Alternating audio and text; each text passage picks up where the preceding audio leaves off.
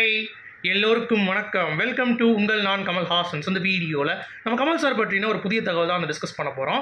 வீடியோக்குள்ளே போகிறதுக்கு முன்னாடி நம்ம சேனல் நீங்கள் புதுசாக இருந்தீங்க அப்படின்னா கண்டிப்பாக சப்ஸ்கிரைப் பண்ணிக்கோங்க. வீடியோ மறக்காமல் ஒரு லைக் பண்ணிக்கோங்க. இப்போ நம்ம வீடியோக்குள்ளே போகலாம். ஸோ இந்தியன் 2 படத்தோடைய வசூல் நிலவரம் என்ன அப்படிங்கிறதை பற்றி ப்ரொடியூசர் டிஆர் பாலு அவர்கள் வந்து பார்த்தீங்கன்னா கருத்து தெரிவிச்சிருக்காரு. ஸோ இந்தியன் 2 வந்து லைக்காவுக்கு லாபமாக நஷ்டமா அப்படிங்கிறதை பற்றி ஒரு இன்டீட்டெயிலாக வந்து அலசியிருக்காரு. ஸோ அது என்ன அப்படிங்கிறது பார்க்குறதுக்கு முன்னாடி எவ்வளோ கலெக்ஷன் வந்திருக்குன்னு சொல்லி பார்த்தீங்கன்னா, நான் சொன்ன மாதிரி ராயன் வந்து ஒரு சில இடத்துல பிக்கப் ஆயிடுச்சு அப்படின்றதுனால இந்தியன் 2 இன்னமும் வந்து பார்த்தீங்கன்னா கொஞ்சம் அப்படியே டவுன் ஆகுது. ஸோ மேபி இனிமேல் நம்ம தட்டி தடுமாறி போனால் கூட 220 கோடி வரைக்கும் தான் வந்து மேக்ஸிமம் போக முடியும் அப்படிங்கிறது தான் நமக்கு வந்த ரிப்போர்ட். ஓகேங்களா? ஸோ இதே தான் வந்து டிஆர் பாலு அவர்களும் வந்து சொல்கிறாரு. தியேட்டர் ஓனர்ஸ் வந்து பார்த்தீங்கன்னா பயங்கரமான ஒரு ஹாப்பி கிடையாது. பட் அவங்களுக்கு இது லாபம் தான். விக்ரம் அளவுக்கோ இல்லை அந்த லெவலுக்கு வந்து லாபம் இல்லை அப்படின்ற மாதிரி சொல்கிறாங்க. விக்ரமோட அஃபிஷியல் கலெக்ஷன் வந்து பார்த்தீங்கன்னா கண்டிப்பாக 500 கோடிக்கு மேலே தான் வந்து போகும் அப்படிங்கிறது. ஏன்னா அவங்க வந்து வெளியிடலை. ஓகேவா? ஆனால் இந்த படத்துக்கு வந்து பார்த்தீங்கன்னா லைக்கா வந்து 200 கோடி ரூபா அப்படிங்கிறது கன்ஃபார்மாக வந்துருச்சு அப்படிங்கிறத நம்ம பேசின வரைக்கும் சொல்லியிருந்தோம். ஓகேவா? ஸோ அது போக நெட்ஃப்ளிக்ஸ், ஆடியோ ரைட்ஸ் எல்லாம் சேர்த்து ஒரு 400 கோடி ரூபா வந்துருச்சு. ஸோ இப்போதைக்கு நீங்கள் கணக்கு போட்டிங்க அப்படின்னா இந்தியன் 2வும் இந்தியன் 3யும் சேர்த்தே 350 கோடி தான். ஸோ இப்போ ஆர்கேஎஃப்ஐ வந்து இந்தியன் 3 டேக் ஓவர் பண்ணுற ஐடியா இருக்கிறதுனால இனிமேல் லைக்காவுக்கு அது நஷ்டம் கிடையாது. நிறைய லாபம் பார்க்கக்கூடிய தியேட்டர் ஓனர்ஸ்க்கு மட்டும்தான் வந்து கொஞ்சம் அடி. அதாவது அவங்களுக்கு வந்துருச்சு லாபம் தான், பட் ஒரு நல்ல லாபம் அப்படிங்கிறது வந்து கிடையாது அப்படிங்கிறத ஓப்பனாக வந்து சொல்லியிருக்காரு. ஸோ அதற்கு ஒரு ஹேட்ஸ் ஆஃப். ஏன்னா எல்லாருமே வந்து தடுமாறிட்டு இருக்காங்க.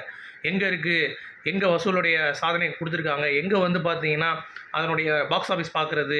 ஒரு சில பேர் வந்து 150 கோடி தான் அப்படின்ற மாதிரி வந்து பேசிகிட்டு இருக்காங்க. ஸோ இவர் வந்து ஒரு பெட்டர் கிளாரிட்டி வந்து பார்த்தீங்கன்னா கண்டிப்பாக டிஆர் பாலு அவர்கள் வந்து கொடுத்துருக்காரு. ஸோ அதுக்கு சூப்பர். அப்புறம் இந்தியன் 2 அப்புறம் இந்தியன் 3 எல்லாரும் தெரிஞ்ச விஷயந்தான். ஆனால் 6 மாதம் அப்படின்னு சொல்லி நம்ம சங்கர் சார் கேட்டிருந்தாரு. அது எதுக்கு அப்படின்னா விஎஃப்எக்ஸ்க்கு. அப்புறம் ஒரு சில ஷார்ட்ஸ் வந்து கமல் சார் வந்து பார்த்தீங்கன்னா எடுக்க சொல்லியிருக்காரு அப்படின்றதுக்காக ஒரு பேட்ச் ஒர்க் மாதிரி வந்து பண்ண போகிறாங்க. ஓகேங்களா? ஆனால் இப்போ என்ன கேள்வி அப்படின்னா இந்தியன் 2 ஏற்கனவே போயிடுச்சு. இந்தியன் 3க்கு எதுக்கு மிச்சம் ஆர்டிஸ்ட் வந்து பார்த்தீங்கன்னா அவங்களுடைய டேட்ஸ் கொடுக்கணும், அவங்களுடைய மணியை போடணும், அவங்களுடைய எஃபர்ட்டை போடணும் அப்படின்னு சொல்லிட்டு. ஏங்க பேட்ச் ஒர்க் அப்படிங்கிறப்ப எல்லா படங்களிலும் வந்து விட்டு போன காட்சிகள் எடுக்கிறப்ப மணி இனிலாம் கிடையாது. வந்துட்டு போகிற கன்வீனியன்ஸ் மட்டும்தான். அது கமல் சார் வந்து பார்த்துட போகிறாரு. அவ்வளோதான், முடிஞ்சு போச்சு. ஸோ இன்னும் 10 நாள் தானே, அழகாக முடிச்சுட்டு அடுத்து ஃபுல்லாக வந்து ஒரு படம் முடிச்சு கொடுக்குற வரைக்கும் டிபார்ட்மெண்ட் தான் வேலை பார்க்கணும். இவங்க என்ன நினச்சிட்டாங்கன்னா 6 மாதம் திருப்பி ஷூட்டிங் ஃப்ரெஷ்ஷாக வந்து ஆரம்பிப்பாங்க அப்படின்ற மாதிரி. அந்த மாதிரிலாம் எதுவும் கிடையாது. சங்கர் சார் அதை மீன் பண்ணல. பட் அதுக்குள்ளேயுமே அந்த மாதிரியான ஒரு நிகழ்வுகள் வந்து சோஷியல் மீடியாவில் அதிகமாக வந்து பகிரப்படுது. அந்த மாதிரி வந்து உண்மை கிடையாது. ஸோ சங்கர் சார் ரொம்ப கீனாக இந்த ப்ராடக்ட்டை வந்து பார்த்தீங்கன்னா அட்லீஸ்ட் ஒரு லெவலுக்கு எடுக்கணும் அப்படின்றதுல ரொம்ப ரொம்ப குறியாக இருக்கார் அப்படிங்கிறது தான் பாயிண்ட்டு. அதற்கான எஃபர்ட்டும் அதற்கான டைமும் இப்போயே வந்து எடிட்டிங் ஒர்க் வந்து போயிட்டுருக்கு இந்தியன் 3க்கு. சரிங்களா? அது மட்டும் இல்லாமல் டப்பிங்க்கு தக்லைஃப் போயிட்டுருக்கு. சைமல்டேனியஸாக வந்து பார்த்தீங்கன்னா என்ன லெவலில் பண்ணிகிட்டு இருக்காங்கன்னு பாருங்கள். ஏன்னா இந்தியன் 3 கண்டிப்பாக வந்து ஏதாவது வந்து கொடுக்கணும். ஏன்னா ட்ரெய்லர் மட்டும் நல்லா போட்டு அதுக்கடுத்து படமும் வந்து இந்தியன் 2 மாதிரி ஏதாவது வந்து ஆகிடுச்சு அப்படின்னா கொஞ்சம் டிசப்பாயிண்ட் ஆயிடுவாங்க. அதனால் இன்னும் கொஞ்சம் வந்து ஒர்க் பண்ணலாம் அப்படின்ற மாதிரி பிளான் போட்டிருக்காங்க. ஸோ சம்மர் 2025 அதாவது ஏப்ரலில் இந்த படம் திரையில் வரும் இந்தியன் 3 அப்படிங்கிறது சொல்கிறாங்க. ஸோ வெயிட் பண்ணி பார்க்கலாம். சரிங்களா? நம்ம வந்து அது ஆணித்தரமாக இப்போ சொல்ல முடியாது அப்படிங்கிறது தான். ஸோ நான் அடுத்தடுத்து வர அப்டேட்ஸை நான் கண்டிப்பாக போஸ்ட் பண்ணுறேன். ஓகேவா? அடுத்து பிக் பாஸ் வருஷம் வந்து பார்த்திங்கன்னா ஒரு விஷயம் நடக்கும். ஹோஸ்ட் வந்து மாற போகிறாங்க, ஹோஸ்ட் சேஞ்ச் ஆக போகிறாங்க அப்படின்ற மாதிரி 6 சீசன்லேயும் கமல் சார் வந்து சைன் பண்ணியிருந்தார். 7ஆம் சீசன்லேருந்து வந்து பார்த்தீங்கன்னா பண்ணுவாரா பண்ண மாட்டாருங்கிறப்ப 130 கோடிக்கு வந்து சைன் பண்ணாங்க விஜய் டிவி எண்டமால் ஷைன். இப்போது கமல் சார் வந்து 150 crores வந்து பார்த்தீங்கன்னா கேட்குறாரு அப்படிங்கிறது தான் இப்போ லேட்டஸ்ட்டாக கிடையாது தகவல். ஸோ 150 கோடி எப்படிப்பா அப்படின்ற மாதிரி யோசிக்கும் பொழுது இப்போ ஒரு பிரபல பத்திரிகை வந்து பார்த்தீங்கன்னா கன்ஃபார்ம் பண்ணிடுச்சு. அதாவது கமலஹாசன் அவர்கள் தான் இந்த பிக் பாஸ் 8 தமிழை கண்டிப்பாக தொகுத்து வழங்கப் போகிறார். அப்போ மக்களை மீண்டும் சந்திக்கிறார் கமலஹாசன். ஸோ மக்கள் வந்து இப்படி ட்ரோல் பண்ணுறாங்க. மக்கள் வந்து பார்த்திங்கன்னா ஒரு சில பெய்ட் ஏஜெண்டா மூலமாக நம்மளை வந்து இந்தியன் 2ல் போட்டு இது பண்ணிட்டாங்க.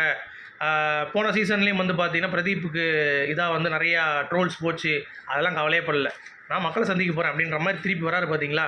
வேறு லெவல் அப்படிங்கிறது தான். அடுத்து தக் லைஃபுக்கு 2 டேட்டு, டிசம்பர் 2024 அப்படி இல்லைனா ஜனவரி 2025.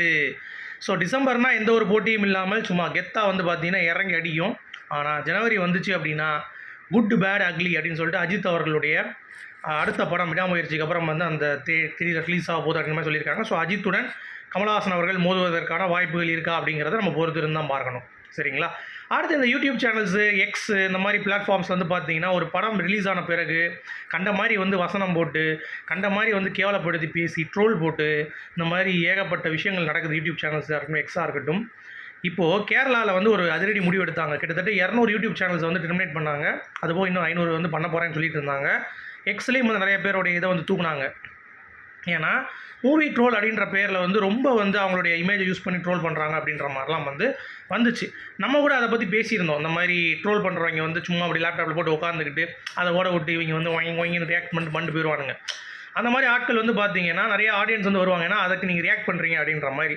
எப்படி இந்த டிக்டாக்லாம் வந்து ஒரு ட்ரெண்ட் ஆச்சு, அந்த மாதிரி தான் இவங்களும் பேசிக்கான எந்த ஒரு புரிதலும் இல்லைக்கா சும்மா ட்ரோல் பண்ணுறன்ற பேரில் பண்ணுவாங்க. அப்படிப்பட்ட ஆட்களை இந்த வட்டம் தமிழ்நாடு என்ன பண்ண போகுதுன்னு சொல்லிட்டு ராதிகா சரத்குமார் அவர்கள் ஒரு கேள்வி எழுப்பியிருக்காங்க. ஏன்னா தெலுங்கில் மா அசோசியேஷன் வந்து இந்த முடிவு எடுத்திருக்காங்க. யூடியூப் சேனல்ஸு அப்புறம் வந்து எக்ஸ் இந்த மாதிரி ஏதாவது கேவலமாக பதிவு போட்டிருந்தீங்கன்னா நீங்கள் நீக்கிடுங்க, உங்களுக்கு வார்னிங்கு. அப்படி ஏதாவது பண்ணியிருந்தீங்கன்னா நீங்கள் வந்து உங்கள் மேலே நாங்கள் வந்து கேஸ் போடுவோம், ஃபைல் பண்ணுவோம் அப்படின்ற மாதிரி ஓப்பனாக அடிச்சிட்டாங்க. ஸோ அப்படி இருக்கும் பட்சத்தில் தமிழ்நாடு என்ன பண்ண போகுது? ஸோ இந்த மாதிரி ஒரு படத்தையே காலி பண்ணுறாங்க நெகட்டிவ் ரிவ்யூ கொடுத்து. ஸோ அந்த மாதிரி ஆட்களை என்ன பண்ண போகிறாங்க அப்படின்ற மாதிரி ஒரு கேள்வி. இது நடந்துச்சுன்னா கண்டிப்பாக வந்து பார்த்திங்கன்னா நல்லாயிருக்கும். ஸோ யூடியூப் அப்படிங்கிறது ஒரு ஸ்டாண்டர்டைஸ்ட் ஆயிரும். எவனும் வந்து போய் பித்தலாட்டம் பண்ண மாட்டான்.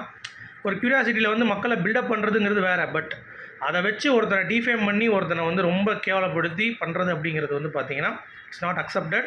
ஸோ அதனால் அதில் ஒரு ஆக்ஷன் எடுப்பாங்கன்னு நினைக்கிறேன். அடுத்து கமல் சாருடைய ட்வீட்டு, கேரளா வயநாடு பகுதி வால்பாறை பகுதியில் வந்து நிலச்சரிவு வந்து ஏற்பட்டிருக்கு. ஸோ அதற்கு வந்து இராணுவத்தினருக்கும் அங்கே ஈடுபட்டிருக்கிற மக்களுக்கும் குறிப்பாக மாநில அரசுக்கும் வந்து பார்த்திங்கன்னா ஒரு நன்றி தெரிவித்தார். ஏன்னா அவ்வளோ ஒர்க் வந்து பார்த்திங்கன்னா திறம்பட பண்ணிகிட்டு இருக்காங்க. அது மட்டும் இல்லை மத்திய அரசுக்கு டேக் பண்ணி விட்டு நீங்கள் வந்து கொஞ்சம் ஹெல்ப் பண்ணுங்கள் அப்படின்ற மாதிரி சொல்லியிருக்காரு.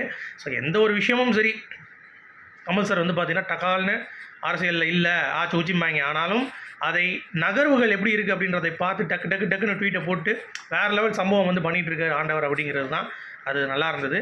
அப்புறம் கமல் சாருக்கு அடுத்து ஒரு பேன் இண்டியா ஹீரோயினாக வரக்கூடிய ஒரு நபர் அப்படின்னு பார்த்தீங்கன்னா கீர்த்தி சுரேஷ் தான். அவங்களோட இன்டர்வியூ நான் பார்த்தேன். ஹிந்தி, மலையாளம், அப்புறம் தெலுங்கு, தமிழ் எல்லா லாங்குவேஜும் வந்து பிச்சு எடுக்கிறாங்க அப்படிங்கிறது தான்.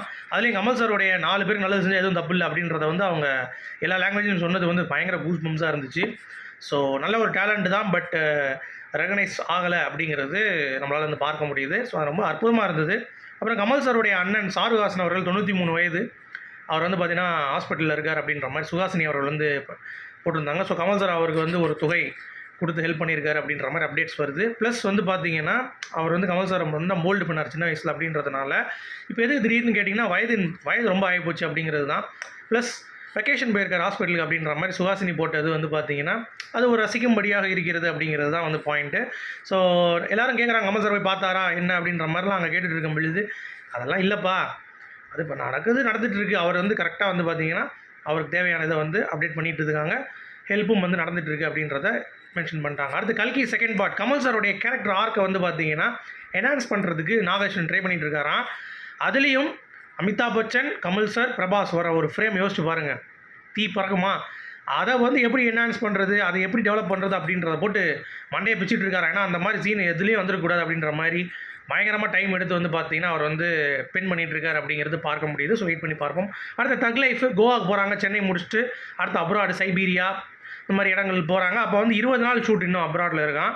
அதில் வந்து ஒரு கிளைமேட் வந்து பார்க்குறாங்களாம். இந்த மாதிரி ஏதாவது அங்கே போகும்போது மழை பெய்யலாம், இல்லை வந்து பனி அடிக்கலாம். ஸோ அந்த மாதிரி ஒரு 20 நாளுக்கு எப்படி இருக்குன்னு போய் பார்த்துட்டு அட்வான்ஸாக அதுக்காக டிக்கெட் புக் பண்ணிட்டு போகலாம் அப்படின்ற மாதிரி பிளான் பண்ணிட்டு அது வரைக்கும் டப்பிங்கை முடிச்சிடலாம் அப்படின்ற மாதிரி டப்பிங் முடிச்சுட்டு இருக்காங்களாம். ஸோ செமையாக இருக்குல்ல. அப்புறம் பாபநாசம் ஜீத்து ஜோசப் அவர்கள் டேரக்டர்கிட்ட வந்து கேட்டிருக்காங்க, என்னங்க பாபநாசம் தமிழில் 2 வரவே இல்லை, யாராவது வச்சு எடுக்கலாம்னு கேட்டதுக்கு அவர் சொல்லிட்டாராம், கமலஹாசன் வந்தார்னா நான் எடுக்கிறேன், இன்னொருத்தவங்களை எடுத்து அந்த ஸ்பாயில் நான் வந்து பண்ண விரும்பலை. ஸோ அதுக்கான ஒர்க்கும் வந்து நான் போயிட்டு தான் இருக்குது. பட் கமல் சார் வந்து அதை அக்ரி பண்ணல, அதனால் நம்ம வந்து பண்ண முடியாமல் இருக்குது அப்படின்ற மாதிரி. ஸோ அந்த படம் கமல் சார் பண்ணார்னா நல்லா தான் இருக்கும். பட் அது வந்து அந்த டைமில் ஓகேங்க. பட் இப்போ அந்த ஸ்டார் வேல்யூ, அந்த பிராண்ட் மார்க்கெட்டிங் இதெல்லாம் வச்சு பார்க்கும் பொழுது மலையாளம் மாதிரி இந்த தமிழ் சினிமா வரல அப்படின்றதுனால மேபி அது இன்னும் கொஞ்சம் டிலே ஆகலாம்னு நினைக்கிறேன். ஸோ வெயிட் பண்ணி பார்க்கலாம். அடுத்து எல்ஐகே லவ் இன்சூரன்ஸ் கம்பெனின்னு சொல்லிட்டு விக்னேஷ் சிவன் ஆண்டவர் ஏஐன்னு போட்டிருந்தார். அதை போய் கேட்டாங்க ஒருத்தவங்க, என்னங்க ரெஃபரன்ஸ் வச்சுருக்கீங்கன்ட்டு. ஒரே வார்த்தை சொல்லிட்டாரு, ஏங்க சினிமானாலே அட்வான்ஸ்னால் யாருங்க, ஆண்டவர் தான், அதனால தான் வச்சுருக்கேன், அவ்வளோதான் முடிஞ்சு போச்சு அப்படின்ட்டாரு. ஸோ வேறு லெவலில். ஸோ உங்களுடைய கருத்துக்கள் சொல்லுங்கள். மீண்டும் நாளை இன்னொரு சூப்பரான சந்திப்போம். அது வரைக்கும் குட் பை.